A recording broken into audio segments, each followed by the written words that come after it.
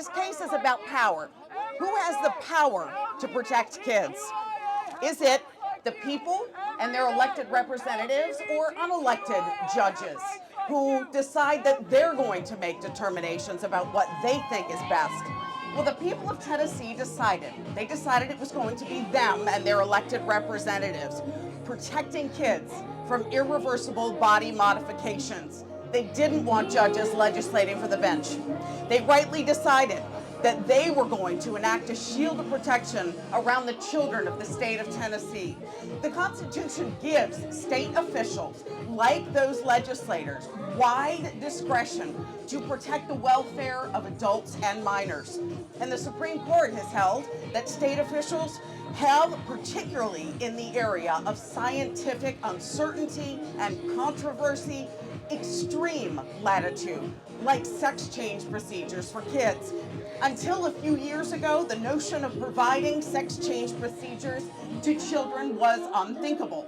So was the idea that courts and not the people should be the ones to assess the evidence and decide whether kids suffering from gender dysphoria should be allowed to take life-altering, off-label drugs that risk permanently sterilizing them. But the federal government says that the Constitution's Equal Protection Clause requires the Supreme Court to short-circuit the democratic process on child sex changes. It wants to substitute the judicial determination and legislative judgment of the people of Tennessee by substituting its own preferred policies into a constitution that doesn't say anything about it. But the Equal Protection Clause doesn't give the Supreme Court the power to act like a medical board and approve or disapprove medical practices. It simply prevents against discrimination, and Tennessee's law does not discriminate. It doesn't classify based on sex. It doesn't classify based on transgender status.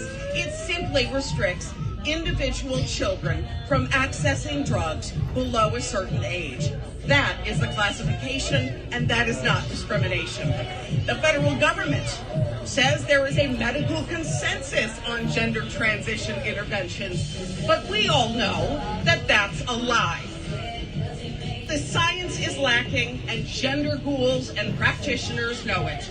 The Supreme Court has held that state and federal legislators have wide discretion to pass legislation in areas where there is uncertainty.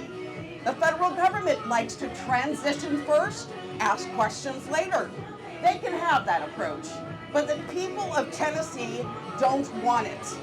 And their decision to restrict that approach is just a routine exercise of state power that happens to touch on a controversial subject that doesn't justify constitutional override. The government is trying to impose gender identity policy on every state in the country through reinterpretation of the Constitution. But nothing in the Constitution requires states to permit medical experimentation on children, period. By analysis, any analysis, no matter how you look at it, Tennessee will win.